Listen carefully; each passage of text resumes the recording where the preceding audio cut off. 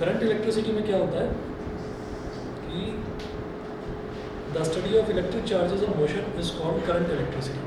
तो जहाँ पर इलेक्ट्रिक चार्जेस जो है वो मोशन में होते हैं तो उसको हम बोल देते हैं, उसकी स्टडी को हम बोल देते हैं करंट इलेक्ट्रिसिटी। तो करंट का मतलब भी फ्लो से ही होता है। तो अब देखिएगा electric current, the flow of electric charges through a conductor constitutes an electric current. Quantitatively, electric current in a conductor across an area and perpendicular to the direction of flow of charge is defined as the amount of charge flowing across that area per unit time. तो quantitatively मतलब electricity की वो अगर हमको find out करना है, जैसे मान लीजिए हमसे ये कहा गया कि करंट इलेक्ट्रिसिटी है क्या, तो हम ये कहेंगे कि फ्लो ऑफ चार्जेस जो है उसको हम बोल देंगे करंट। चार्जेस का जो फ्लो है दैट इज कॉल्ड करंट। अच्छा, अगर उसकी वैल्यू हमको फाइंड आउट करनी है तो वैल्यू कैसे निकलेगी? उसकी वैल्यू निकलेगी कि अगर किसी एरिया में वो बोल रहे हैं कि करंट फ्लो कर रहा है किसी एरिया में, तो आई जो है वो होता है चार्ज फ्लोइंग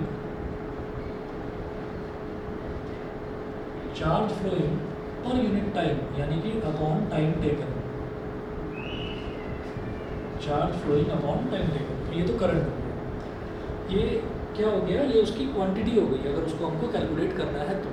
अच्छा, उसके बाद जो है if a charge delta q passes through an area in time t to t plus delta t then current I at time t is given by, मतलब अगर हम ये कहते हैं कि किसी एक कंडक्टर में चार्ज फ्लो कर रहा है तो बहुत छोटा सा, बहुत थोड़ा सा चार्ज है, बहुत थोड़े से टाइम के लिए फ्लो कर रहा है, तो उसको हम कैसे कैलकुलेट करेंगे? आई इज इक्वल टू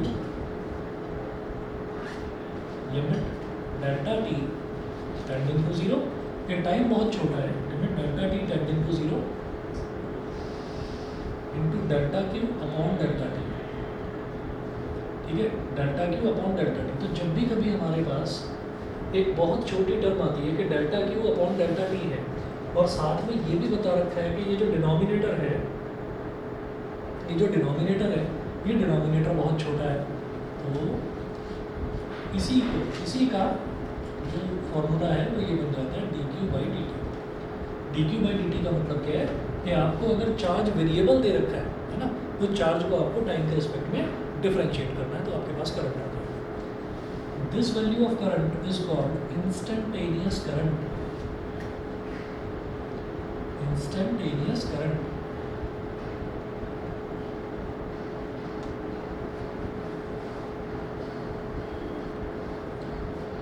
इसके बाद देखिएगा if the current is study. Study का मतलब क्या है कि अगर करंट जो है वो स्टडी है यानी कि स्टेबल है। अगर स्टेबल है तो फिर सीधा सीधा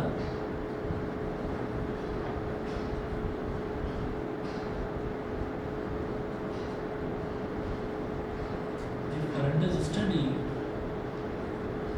आई is equal to charge upon time taken, I is equal to q upon t, ये होता है। अच्छा, ऐसा यूनिट जो है करंट की वो वही है 10th क्लास में पढ़ी थी, क्या था? एम्पियर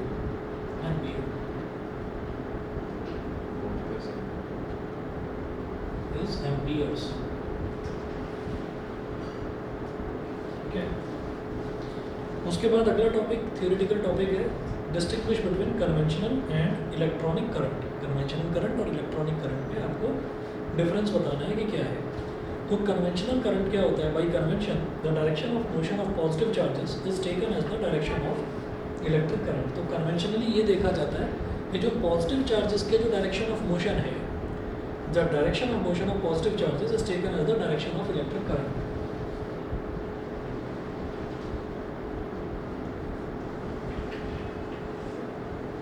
कन्वेंशनल करंट में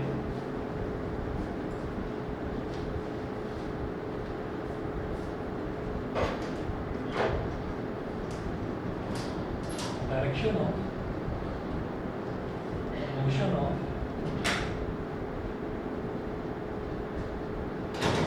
positive charges is the direction of current, is the direction of current। तो direction of motion of positive charges is the direction of current.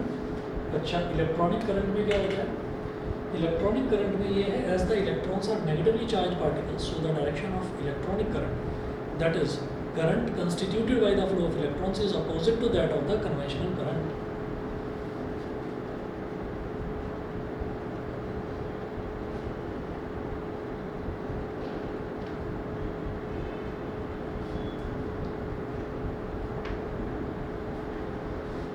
Direction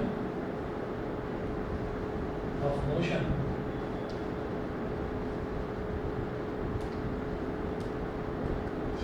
of electrons is the direction of electronic current.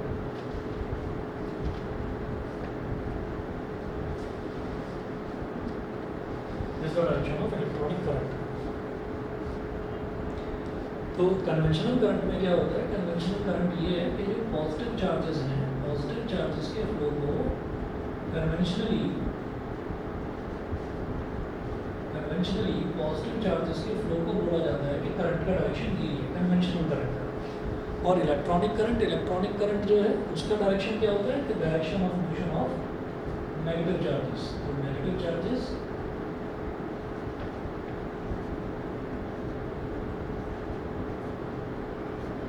दोनों में ये main difference होता है, conventional current में और electronic current में. हम इलेक्ट्रॉनिक करंट पढ़ेंगे, कन्वेंशनल करंट नहीं पढ़ेंगे. ठीक, आगे चलते हैं कि electric current is a scalar quantity.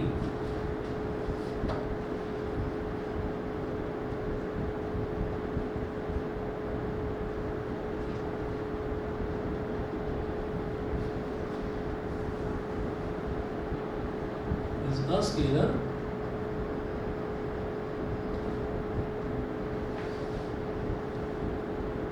quantity.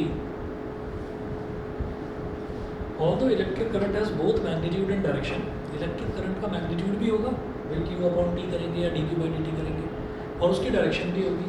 Negative charges जहाँ फ्लो कर रहे हैं उसकी डायरेक्शन होगी. लेकिन उसके बावजूद भी it is considered as a scalar quantity because the laws of ordinary algebra are used to add electric currents and the laws of vector addition are not used. Vector addition का कोई law use नहीं होगा. जो ordinary algebra के laws हैं वो use होंगे current में सिंपली एडिशन करने के. ठीक है, तो कोई एंगल वगैरह कुछ यूज़ नहीं होने वाला उसमें, तो वेक्टर एडिशन यूज़ नहीं होगा.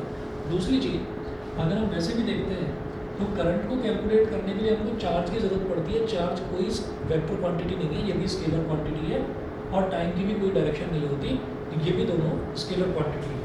तो स्केलर को स्केलर से डिवाइड करेंगे तो स्केलर ही आएगा. तो इसलिए करंट में एक एक्सेप्शनल केस ये होता है कि ऑल्दो करंट की एक डायरेक्शन होती है कि कहाँ से कहाँ फ्लो कर रहा है, लेकिन उसके बावजूद भी उसको एक स्केलर क्वांटिटी माना जाता है. ठीक है, तो उसके दो रूल्स आप बता सकते हैं कि भाई, दो उसके रीजंस बता सकते हैं. एक ये कि it is calculated by dividing charge by time and both are scalar quantities. दूसरा ये है कि ऑर्डिनरी लॉज ऑफ एडिशन वो फॉलो होते हैं, vector laws of addition follow नहीं होता इसमें. क्लियर है? ठीक है, चलिए जी आगे देखते हैं.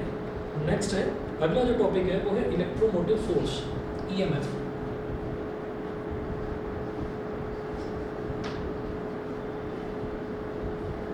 Electromotive force.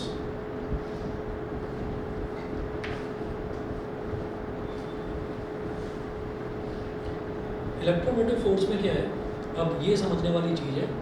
इलेक्ट्रोमोटिव फोर्स वैसे होता तो फोर्स है, लेकिन क्या है कि इसकी जो यूनिट है, नाम में तो फोर्स दिखाई दे रहा है, लेकिन जो इसकी यूनिट है वो वोल्ट्स होती है. तो इसका मतलब पोटेंशियल डिफरेंस से कुछ रिलेशन है इसका, बताते हैं अभी क्या है.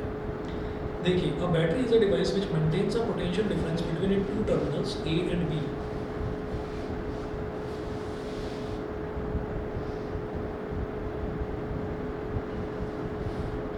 ये पॉजिटिव टर्मिनल है, ये नेगेटिव टर्मिनल है,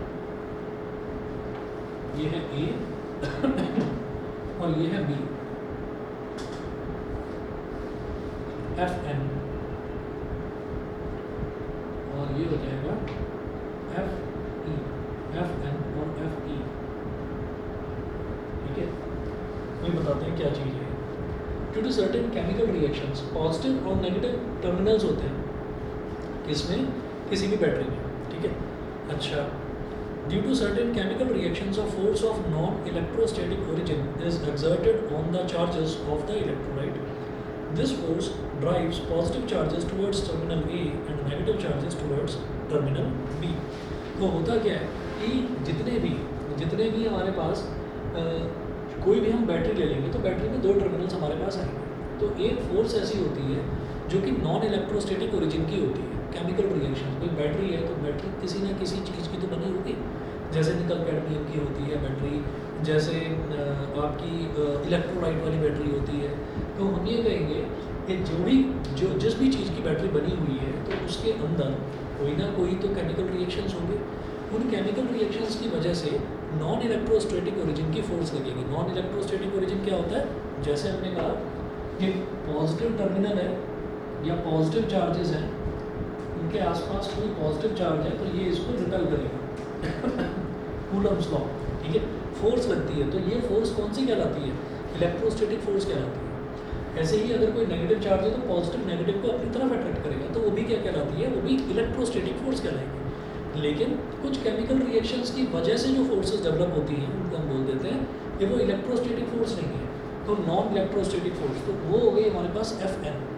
और एक इलेक्ट्रोस्टैटिक फोर्स कहती ही है कि इधर का जो पॉजिटिव चार्ज है वो नेगेटिव की तरफ जाएगा ही जाएगा. हमने देखा कि जो डायरेक्शन होता है इलेक्ट्रिक फील्ड का वो पॉजिटिव से नेगेटिव की तरफ होता है. तो ये फोर्स हो गई इलेक्ट्रोस्टैटिक फोर्स और ये हो गई नॉन इलेक्ट्रोस्टैटिक फोर्स. इसका मतलब क्या है? इसका मतलब ये है कि इलेक्ट्रोस्टैटिक फोर्स है और इलेक्ट्रोस्टैटिक फोर्स अच्छी खासी बड़ी फोर्स होती है, वैल्यू ज़्यादा होती है उसकी. नॉन इलेक्ट्रोस्टैटिक फोर्स जो केमिकल रिएक्शंस की वजह से जो फोर्स अंदर लगती है बहुत कम होती है. तो बैटरी की अगर रेटिंग, अगर कोई भी बैटरी हमको दे रखी है, उसकी रेटिंग मान लीजिए हमको दे रखी है 50 वोल्ट की बैटरी है, वो 50 वोल्ट डिलीवर नहीं करेगा. वो डिलीवर करेगा थोड़ा सा कम, 47.5 या 48, वो इतना डिलीवर करेगा. ठीक है.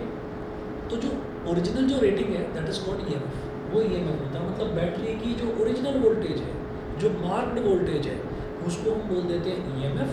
और जो घटकर जो डिलीवर होती है that is called potential difference. वो उसकी वोल्टेज है जो हमको डिलीवर हो रही है. ठीक है. वो घट क्यों गई? क्योंकि नॉन इलेक्ट्रोस्टैटिक ओरिजिन का जो फोर्स था वो क्या करता है वो इलेक्ट्रोस्टैटिक के अपोजिट डायरेक्शन में जाता है.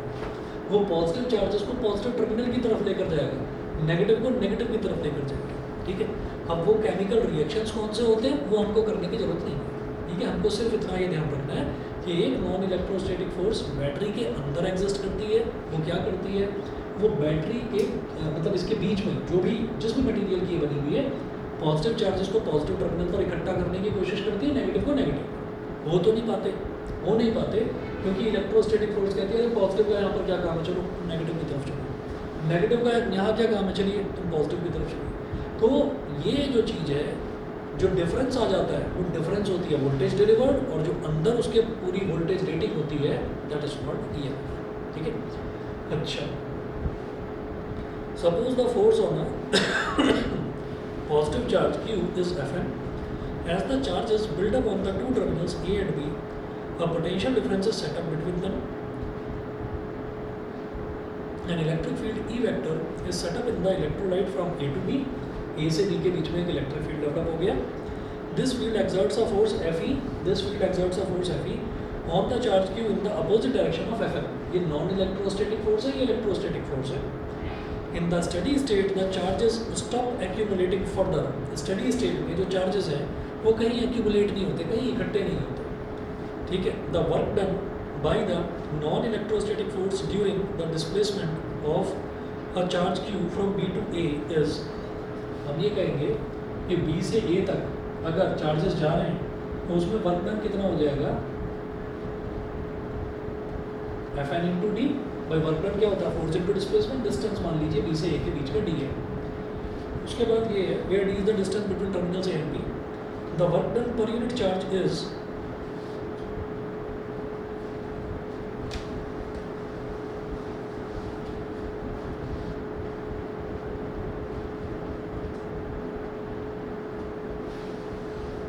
The work done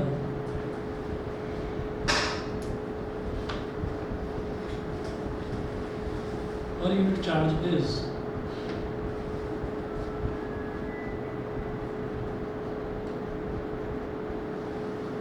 W upon Q, ये हो गया Fn D अपॉन Q। ये जो वर्क डन है इसी को EMF बोल देते हैं, ठीक है। तो EMF जो है उसको ऐसे वाला एक तो E होता है, ये जो E है ये तो इलेक्ट्रिक फील्ड के लिए यूज़ करेंगे, ठीक है। और ये वाला जो E है इस तरीके से जो E बनाते हैं कर्सिव राइटिंग में, इसको EMF के लिए यूज़ करेंगे, ठीक है। तो सबके अपने अपने मीनिंग्स हैं। तो ये इलेक्ट्रिक फील्ड के लिए हो गया, ये EMF के लिए हो गया। The quantity E is equal to W upon Q is called the electromotive force और EMF ऑफ द बैटरी और एनी अदर सोर्स। बैटरी हो या कोई भी दूसरा सोर्स हो, तो उसके अंदर जितनी भी वोल्टेज लाई करेगी वो जो है, मैं बार बार उसको वोल्टेज क्यों बोल रहा हूँ, अंदर की वोल्टेज क्यों बोल रहा हूँ, क्योंकि work done per unit charge है, तो work done per unit charge मुझे मालूम है वोल्टेज ही होता है, ठीक है ना। तो नॉन इलेक्ट्रोस्टैटिक ओरिजिन मतलब अभी इलेक्ट्रिक फील्ड डेवलप नहीं हुआ था, तो तब उसके अंदर जो फोर्स थी वो फोर्स इलेक्ट्रोमोटिव फोर्स कहलाती है। क्लियर है, ठीक है। अच्छा आगे चलते हैं। Thus, the EMF of a source may be defined as the work done by the source in taking a unit positive charge from lower to higher potential, lower से higher potential तक ले जाने में जो वर्क करना पड़ता है battery के अंदर, that is called EMF। Clear है, ठीक है। अच्छा उसके बाद देखिएगा, अब हम ये कहते हैं कि जो बैटरी है, बैटरी के जो टर्मिनल्स हैं अगर वो एक्सटर्नली किसी डिवाइस के साथ कनेक्टेड नहीं है, ठीक है। हमने क्या बोला कि बैटरी की कुछ रेटिंग होगी, रेटिंग मतलब उसकी कुछ वोल्टेज होगी, लेकिन वो डिलीवर नहीं करेगा उतना, ठीक।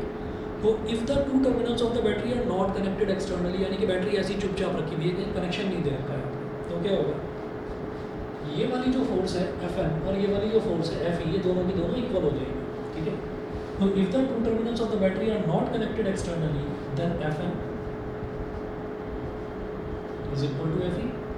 अच्छा जो Fn है आप क्या करिए, दोनों तरफ D से मल्टीप्लाई कर दीजिए, Fn into d is equal to Fe into d, d कर दिया, ठीक है।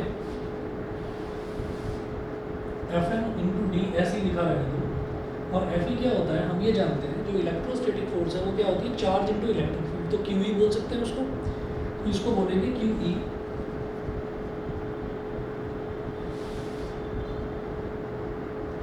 Into D. उसके बाद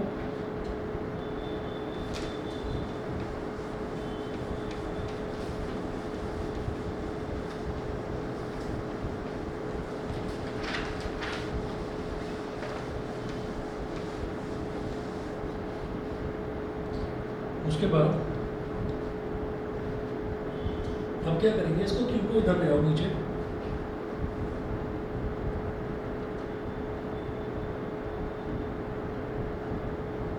Fn D अपॉन Q, क्यों करा, क्योंकि ये EMF के इक्वल होता है, is equal to E into d. E into d बता दो भाई क्या होता है, माइनस dV अपॉन dr। तो dr क्या होता है, डिस्टेंस होता है ना, तो अगर इसमें इलेक्ट्रिक फील्ड में डिस्टेंस मल्टीप्लाई कर देते हैं तो वोल्टेज आ जाती है। ये क्या हो गया, ये हो गया E और ये क्या हो गया V। इसका मतलब अगर बैटरी को कनेक्ट नहीं करा है तो चुपचाप पड़ी हुई बैटरी जो है वो तो यही कहती है चिल्ला चिल्ला के कि हाँ मेरा वोल्टेज यही है जो लिखा हुआ है, 50 वोल्ट ही डिलीवर करूँगी मैं। लेकिन जब कनेक्ट करते हैं तब असली चीज़ पता चलती है कि इन दोनों में ही आपस में फाइट होने लगती है, क्योंकि दोनों का डायरेक्शन अलग है, ठीक है। तो तब एक्चुअल जो वोल्टेज डिलीवर होती है वो जो मार्क्ड वोल्टेज है उससे थोड़ी सी कम डिलीवर होती है, समझ गए, ठीक है सर। हाँ जी बोलिए सर अगर हमने सर्किट कंप्लीट कर दी तो Fe ज़्यादा क्यों? क्या क्या दोबारा बोलो। सर अगर हमने सर्किट अंदर से कनेक्ट कर दिया तो Fe Fn से ज़्यादा क्यों? हाँ अगर हमने सर्किट कंप्लीट कर दिया तो Fe जो है वो Fn से ज़्यादा हो जाएगा।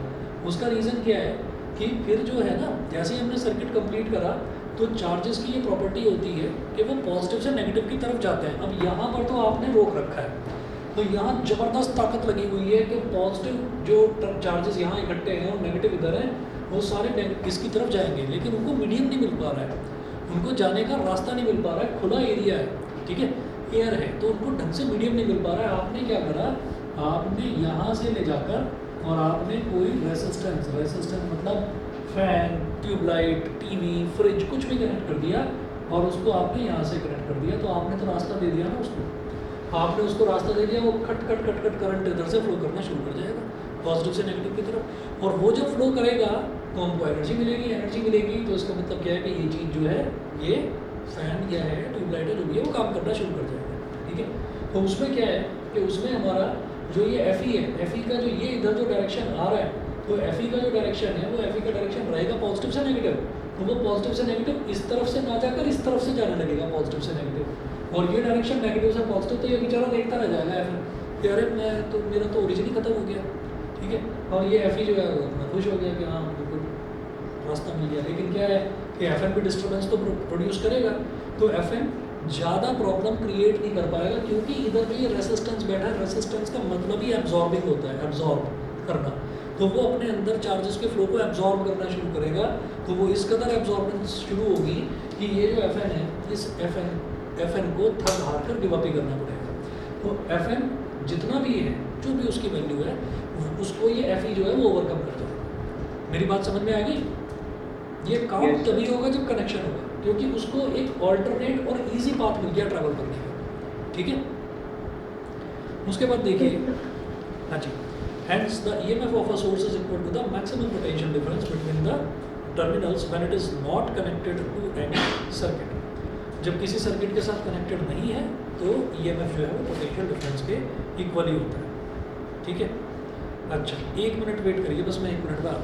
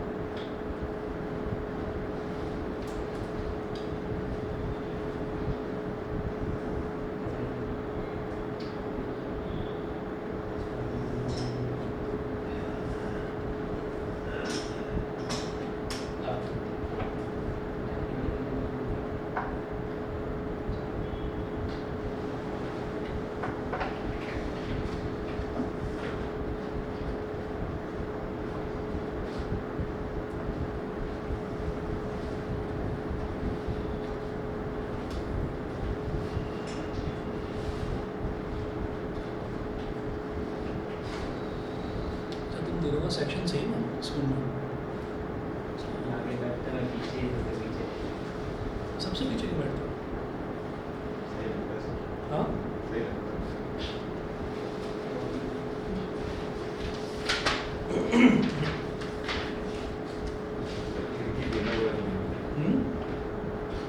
विंडो के पास बैठता है। अच्छा अच्छा, लाइट आती है वहाँ से, तो पेड़ से बातें करता है। पेड़ पौधों से? पेड़ नहीं से मैं बातें नहीं करता, मतलब बाहर ग्रीनरी तो अच्छा लगता है। अभी आप नहीं, मजाक नहीं कर रहा, वैसे करते हो क्या? नहीं सर, नहीं मैं करता था, मैं आपको सर बताऊँ। आप फरहान को जानते अच्छा लगता है, अच्छा अच्छा लगता है, पहले क्योंकि मैं भी करता था पहले इसलिए। वो पेड़ लाल था, खड़ा हो गया। एक्चुअली में सर सच बात है। हाँ वो लाल होके खड़ा हो गया। नहीं तो मैं आपको बता देता हूँ कि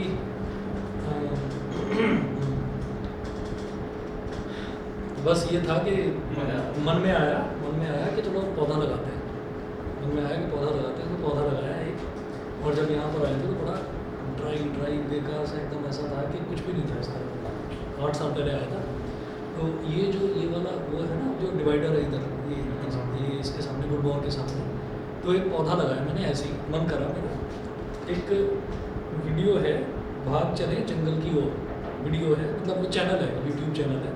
तो डॉक्टर संजीव मित्तल, एम्स के बड़े रेप्यूटेड डॉक्टर, न्यूरोसर्जन, और वो परेशान हो गए, और इस चीज़ से परेशान हो गए कि ग्रीनरी पर किसी का ध्यान ही नहीं है, कोई उस चीज़ पर ध्यान ही नहीं देता है, और सब रिसोर्सेज को यूज़ करने पर लगे पड़े हैं।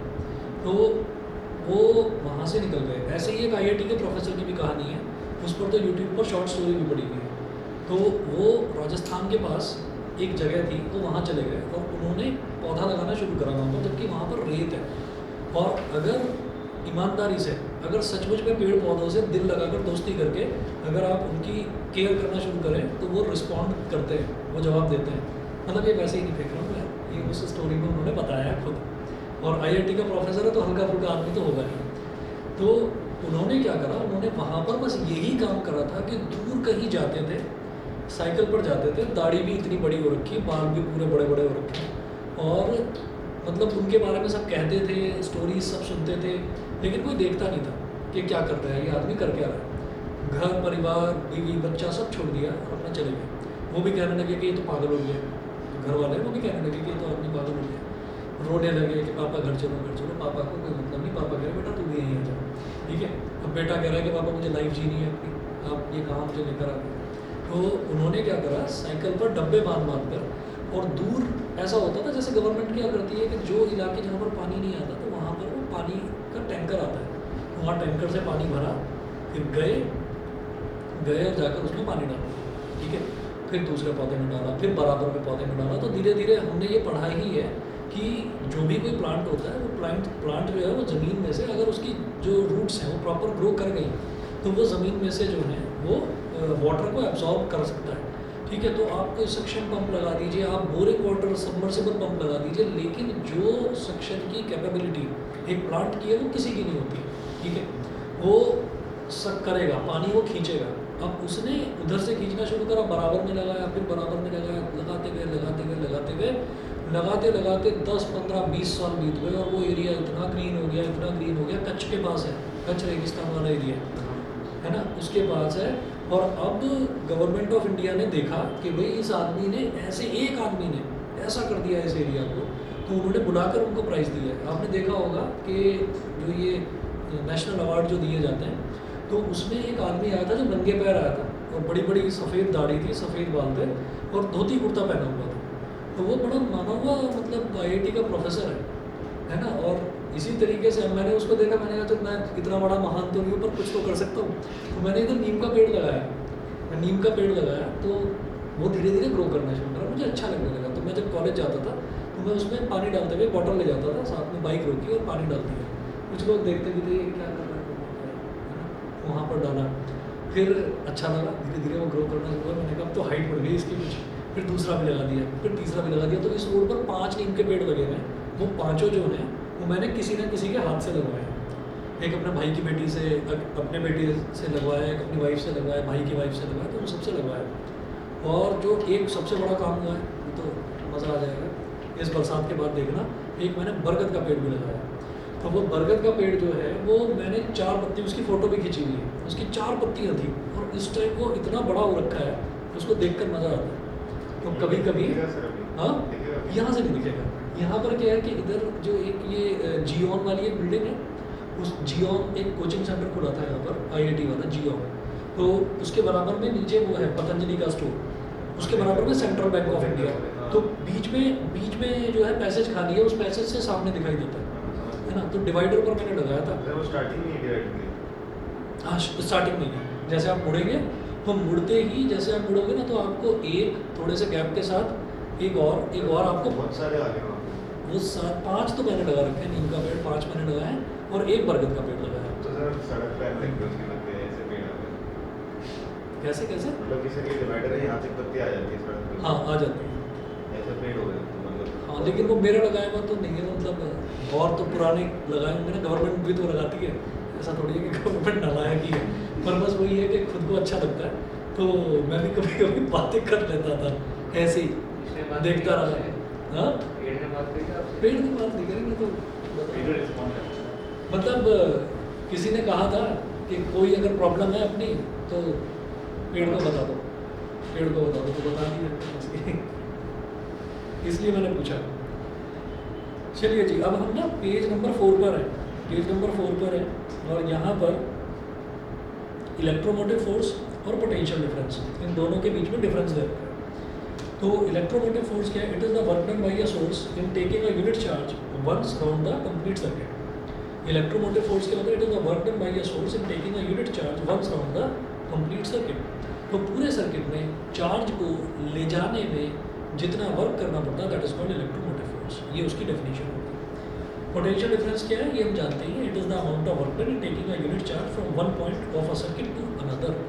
अगर सिर्फ पोटेंशियल की बात करी जाती है तो वो इन्फिनिटी से लाने में जो वर्क करना पड़ता है। पोटेंशियल डिफरेंस का क्या है कि वन पॉइंट से दूसरे पॉइंट तक ले जाने में जो वर्क डन करना पड़ता है, that is called potential difference. Second है, it is equal to the maximum potential difference, EMF का बोल रहा हूँ। It is equal to the maximum potential difference between the two terminals of a source when it is an open circuit. Open circuit का मतलब ये है कि connected नहीं है, तो उसमें EMF की वैल्यू मैक्सिमम पोटेंशियल डिफरेंस के इक्वल होती है। ठीक, दूसरा पॉइंट देखिए, पोटेंशियल डिफरेंस में exist between any two points of a close circuit. Potential difference जो है between any two points of a close circuit, किसी भी क्लोज सर्किट में, क्लोज सर्किट का मतलब क्या है? जो कनेक्टेड है, तो वो कहीं पर भी एग्जिस्ट करेगा, क्लोज सर्किट में बीच में कहीं पर भी एग्जिस्ट करेगा। थर्ड है, ईएमएफ का पॉइंट बोल रहा हूँ, it exist even when the circuit is not closed. ये तब एग्जिस्ट करेगा जब सर्किट क्लोज्ड नहीं है। क्लोज्ड का मतलब ये नहीं है कि ऑफ है सर्किट, क्लोज्ड का मतलब ये है कि वायर आपने कनेक्ट कर दिया तो हम ये कहेंगे अब ये क्लोज हो गया। ओपन का मतलब वायर आपने डिस्कनेक्ट कर दिया, मतलब वो ओपन सर्किट हो गया। ठीक है, अच्छा, फिर क्या है? It exist only when the circuit is closed. Potential difference सिर्फ तभी एग्जिस्ट करता है जब सर्किट क्लोज्ड होता है। Third point. फोर्थ है इलेक्ट्रोमोटिव फोर्स का fourth point, it has non electrostatic origin. हमने देखा non electrostatic origin, non electrostatic force, और उसका तो है electrostatic origin. It originates from the electric field set up by the charges accumulated on the two terminals of the source. Fifth है, it is a cause, EMF, it is a cause when EMF is applied in a circuit potential difference is caused। तो ये cause है, ये cause है जब EMF apply करा जाता है किसी सर्किट में तभी वोल्टेज डिलीवर होती है। EMF अप्लाई करने का मतलब ये है कि आपने वोल्टेज सोर्स लगा दिया, आपने बैटरी लगाई है, तो बैटरी की वोल्टेज नहीं होती, बैटरी का EMF होता है। जब बैटरी को किसी सर्किट में कनेक्ट कर देते हैं तब वोल्टेज हो जाती है, उसी वही जो है वोल्टेज में कन्वर्ट होता है, थोड़ी कम हो जाती है उसमें। उसके बाद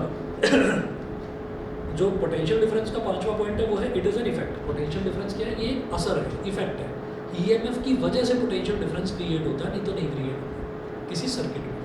ठीक, छठा देखिए, it is equal to the sum of potential differences across all the components of a circuit including the potential difference required to send current through the cell itself. It is equal to the sum of potential differences across all the components of a circuit. तो circuit में जितने भी components हैं, मान लीजिए एक fan लगा है, ट्यूबलाइट लगी है, अच्छा कुछ भी हम लगाएंगे ना तो हम उसको किससे रिप्रेजेंट करेंगे? सिर्फ रेसिस्टेंस से, क्योंकि कोई भी डिवाइस अगर हम कनेक्ट कर रहे हैं तो उसमें है क्या कि वो कुछ ना कुछ करंट को अपने अंदर एब्जॉर्ब कर रही है, यानी कि रेसिस्टेंस है उसका कुछ भी। तो जितने भी पोटेंशियल डिफरेंसेस हैं उन सभी पोटेंशियल डिफरेंसेस के टोटल के बराबर आ जाएगा ईएमएफ। और सिक्स्थ में क्या है? पोटेंशियल डिफरेंस वाला, every circuit component has its own potential difference across its ends. तो वो जो अलग वोल्टेजेस हैं, तो वो अलग अलग कंपोनेंट जो है, हर कंपोनेंट का अलग पोटेंशियल डिफरेंस होगा। ये पोटेंशियल डिफरेंस का होगा। तो ईएमएफ क्या हो गया? ईएमएफ एक बड़ी क्वांटिटी हो गई, यानी कि टोटल वोल्टेज जो है वो, और जो पोटेंशियल डिफरेंस है वो अलग अलग कंपोनेंट्स का अलग अलग हो गया। साथ देखिए ईएमएफ क्या है? It is larger than the potential difference. पता है ईएमएफ बड़ा ही होगा पोटेंशियल डिफरेंस, है ना। और सेवंथ है, it is always less than the EMF. Potential difference EMF से छोटा होगा, कम होगा। एट्थ है, it is independent of the external resistance in the circuit. EMF external resistance पर डिपेंड ही नहीं करता, क्योंकि आपने सर्किट को कनेक्ट ही नहीं करा, आपने सर्किट को क्लोज ही नहीं करा, तब भी ईएमएफ तो है ना उसके अंदर। ठीक है, तो ईएमएफ तो इंडिपेंडेंट होता है अगर आप सर्किट को कहीं कनेक्ट करें तब भी, अगर आप ना कनेक्ट करें तब भी ईएमएफ तो रहता ही रहता है। और इसमें क्या है, नेक्स्ट पॉइंट जो है 8वां, वो भी यही है कि it is always less than EMF, ये ईएमएफ से कम ही होगा, और ये जब सर्किट कनेक्ट नहीं होगा तब ये एग्जिस्ट नहीं करेगा। सर ठीक है, सर जो पॉजिटिव चार्ज और नेगेटिव चार्ज बैटरी में एग्जिस्ट करता है वो एक दूसरे को अट्रैक्ट करने का ट्राई करेगा, बिल्कुल तो उससे ईएमएफ आता है। उसी नहीं ईएमएफ जो है ना, ईएमएफ जो है वो नॉन इलेक्ट्रोस्टैटिक जो फोर्स होता है ना, जो बैटरी हमने कनेक्ट नहीं भी करी, जब हमने बैटरी नहीं भी कनेक्ट करी तो तब नॉन इलेक्ट्रोस्टैटिक ओरिजिन वाला जो फोर्स होता है उसकी वजह से होता है, वो उसके अंदर ही एग्जिस्ट करेगा उस केमिकल रिएक्शन की वजह से, जिस केमिकल की वो बैटरी बनी हुई है। ठीक है, और ये जो Fe है, ये Fe कब आएगा, जब हम सर्किट को कनेक्ट कर देंगे, समझ गए। Fe क्योंकि क्या है कि हमने बैटरी को रख रखा है ऐसे ही, बैटरी को हमने चार्ज कर दिया, अच्छे से चार्ज कर दिया, तो चार्ज करने के बाद में हमने क्या करा कि अब हमने उसको कहीं कनेक्ट नहीं करा, तो उसके अंदर जो फोर्स जो उसके अंदर लाई कर रही है, the force which lies with in the battery, उसको हम इलेक्ट्रोमोटिव फोर्स बोलते हैं, और वो फोर्स Fn है। वो होल्ड क्यों हो रखी है अंदर, उस इलेक्ट्रोलाइट की वजह से, डाइइलेक्ट्रिक की वजह से। अगर हम कैपेसिटर की बात करें तो डाइइलेक्ट्रिक की वजह से। यहाँ मैं बैटरी की बात कर रहा हूँ, ये कैपेसिटर नहीं है, दिखाई दे रहा है कैपेसिटर जैसा, ये दोनों की प्लेट्स की लेंथ बराबर है, ये बैटरी है। ठीक है, तो कैपेसिटर के अंदर डाइइलेक्ट्रिक की वजह से होता है, बैटरी के अंदर तो जो भी आपने अंदर इलेक्ट्रोलाइट डाला है उसकी वजह से होता है। ठीक, तो वो नॉन इलेक्ट्रोस्टैटिक ओरिजिन की फोर्स होती है। ठीक है, उसकी वजह से जो वर्क करना पड़ता है। सर इलेक्ट्रोलाइट जैसे पॉजिटिव और नेगेटिव की फोर्स आता किस वजह से है? ये जो उनके बीच में केमिकल रिएक्शन होता है, मैं वही बता रहा हूँ कि हमें उसको करने की ज़रूरत नहीं है कि वो केमिकल रिएक्शन क्या है, उसके डीप में नहीं जाना। ठीक है ना, क्योंकि वो फिर बहुत लंबा हो जाएगा। ठीक, अब देखिएगा अगला जो टॉपिक है, ये थोड़ा सा फैमिलियर लगेगा आपको। मैं पेज नंबर 5 पर हूँ, तो ये शुरुआत का अभी तक हमने जितना भी करा ये सब थ्योरेटिकल पोर्शन है इसमें। तो अगला जो टॉपिक है वो है ओम्स लॉ। तो ओम्स लॉ हमने देखा ही है कि keeping the temperature and other parameters constant, the voltage is directly proportional to current flowing through a circuit. The current flowing through a conductor is directly proportional to the potential difference applied across its ends, provided the temperature and other physical conditions remain unchanged. The temperature or other physical conditions they remain unchanged. अब देखिएगा ये वही चीज़ है Ohm's law.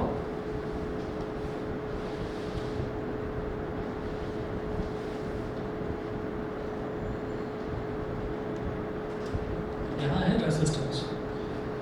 Resistance क्यों लिखा है, क्योंकि V is directly proportional to I। ए अगर टेम्परेचर को और बाकी जितने भी पैरामीटर्स हैं अगर उनको कांस्टेंट रखा जाए तो किसी भी सर्किट में वोल्टेज करंट के डायरेक्टली प्रोपोर्शनल होता है। अब प्रोपोर्शनैलिटी साइन हटाने के लिए हम कोई प्रोपोर्शनैलिटी कांस्टेंट इंक्लूड करते हैं, दैट कांस्टेंट इज R। तो V is equal to RI, या फिर याद रखने के लिए V is equal to IR, V हो जाता है। ठीक है, तो याद रहता है, तो V is equal to IR कर दीजिए। The proportionality constant capital R is called the resistance of the conductor. ये जो कैपिटल R है रेजिस्टेंस है, ये कर चुके हैं, क्लियर है। उसके बाद फिर देखिएगा कि ओम्स लॉ ये कहता है, ये V का स्क्वायर तो नहीं है ना, यहाँ पर V ही है सिर्फ, यहाँ पर I का स्क्वायर नहीं है, सिर्फ I है। डायरेक्ट प्रोपोर्शन जब किसी भी दो चीज़ों के बीच में होता है तो इसका मतलब उन दोनों के बीच में जो ग्राफ है that is a straight line. तो वोल्टेज और करंट के बीच में जो ग्राफ बनता है वो बनता है straight line passing through the origin, ऐसे होता है।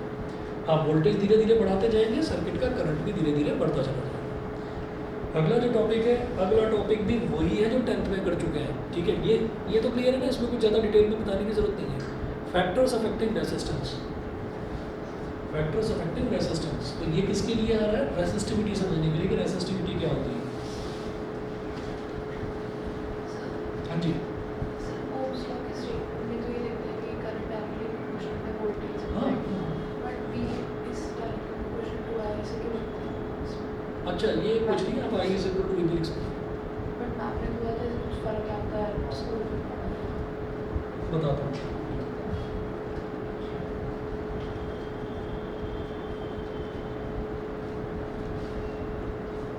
फैक्टर्स अफेक्टिंग रेजिस्टेंस, ये है रेजिस्टिविटी।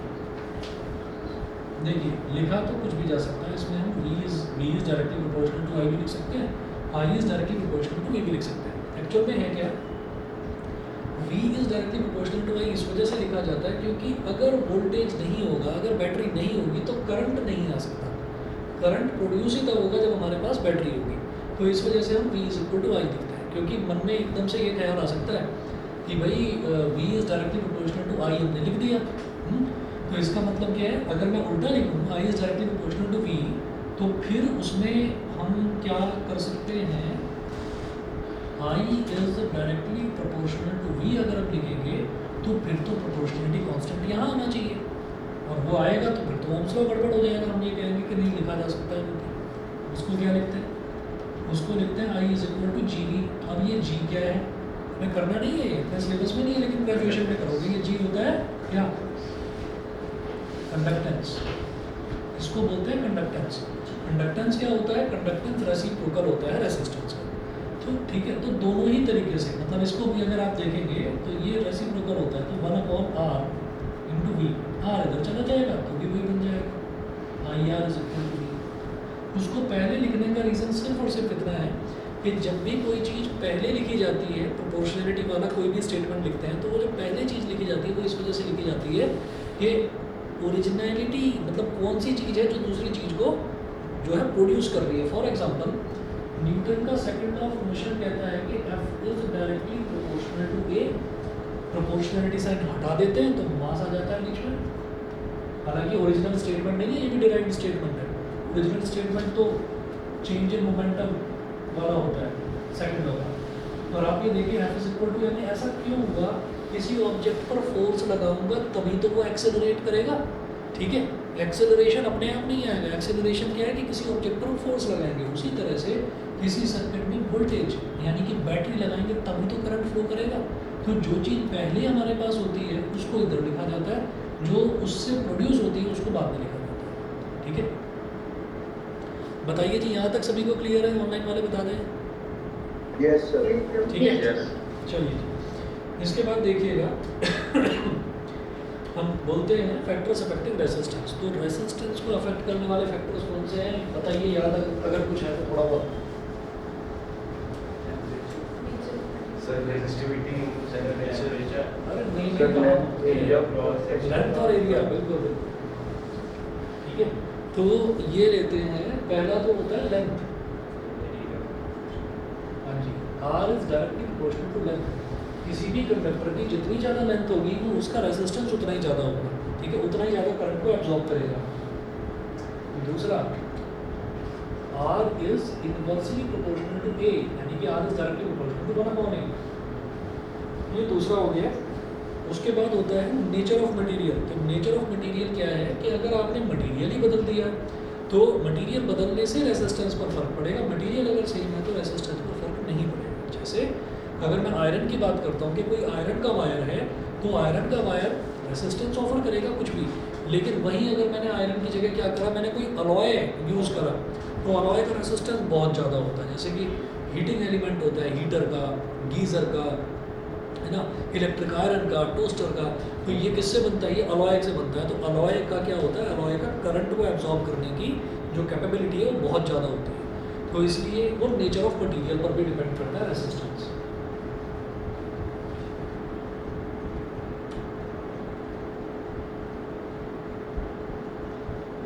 नेचर ऑफ मटीरियल पर भी डिपेंड करता है। अच्छा, हमने ना यहाँ पर नोट्स में ये इंक्लूड नहीं करा है कि वो टेम्परेचर पर भी करता है डिपेंड। एक ना टेम्परेचर कोफिशिएंट भी होता है, वो इस वजह से नहीं करा क्योंकि फैक्टर्स अफेक्टिंग रेजिस्टेंस में पहली ही लाइन देख लीजिए क्या है, at a constant temperature the resistance of a conductor depends upon the following factors. मतलब मैं टेम्परेचर को कांस्टेंट रखने के बाद के फैक्टर्स बता रहा हूँ। ठीक है, तो इस वजह से अब क्या मतलब टेम्परेचर नहीं पढ़ना है, टेम्परेचर का टॉपिक ही अलग है। इसी चैप्टर में टेम्परेचर का टॉपिक ही अलग है, टेम्परेचर कोफिशिएंट क्या होता है वो सब कुछ हमको करना है। तो यहाँ पर हम ये कहेंगे कि नेचर ऑफ मटेरियल तो ये है कि अच्छा वायर ही बदल दिया, वायर अगर सेम है उसकी लेंथ बढ़ा दी तो रेजिस्टेंस बढ़ गया, वायर अगर सेम है उसकी मोटाई बढ़ा दी यानी कि एरिया ऑफ क्रॉस सेक्शन बढ़ा दिया तो रेजिस्टेंस कम हो गया। इसका मतलब दोनों को कंबाइन करेंगे तो R is directly proportional to N/A हो गया। R is equal to rho L upon A, where rho is called resistivity of the conductor. Rho is called resistivity of the conductor. ठीक है, अच्छा अब इसकी यूनिट क्या होती है? rho is equal to, ये क्या हो जाएगा? A को इधर ले आओ, R A upon L. R क्या होता है? ओम. एरिया क्या होता है? Central unit metre square. Length की क्या होती है? मीटर. 1 मीटर से 1 मीटर कट गया, तो इसकी यूनिट क्या हो गई? ओम मीटर. ओम मीटर. ठीक है, ये है जी. उसके बाद अगला जो टॉपिक है current density, conductivity, vector form of Ohm's law, ये सारी चीज़ें जो हैं ये बिल्कुल नहीं है आपके लिए. अभी तक जो आपने आज जो नई चीज़ करी है वो ईएमएफ है, जो इसमें करा है वो ईएमएफ आपने नई चीज़ करी है. दूसरा, बाकी सारी चीज़ें पुरानी हैं, बाकी सब चीज़ें आप जानते थे. तो अगला फिर नेक्स्ट क्लास से करते हैं स्टार्ट. आज इतना ही कर लीजिए, और कल आपकी एक्स्ट्रा क्लास ले सकता हूँ, मैसेज कर दूँगा आपको. ठीक है, वो आधे घंटे या 40 मिनट का. ठीक है, चलिए जी. मैसेज आप चेक करना शाम को वही 6:30 7 बजे तक. ठीक है, तब तक मैं आपको मैसेज करूँगा.